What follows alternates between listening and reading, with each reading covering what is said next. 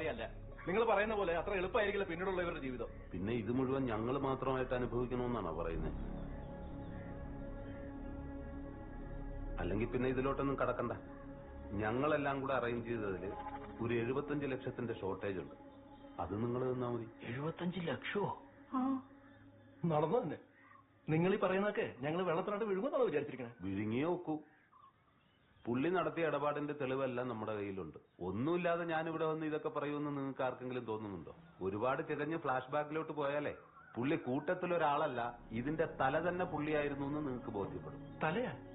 ആ, ഈ അമ്പലം എന്ന് പറയുന്ന ഒരു കോൺസെപ്റ്റും അതിനോട് ചുറ്റിപ്പറ്റിയുള്ള ഐതിഹ്യങ്ങളും ഒക്കെ പുള്ളിയുടെ വകയായിരുന്നു. എന്തൈതിഹ്യം?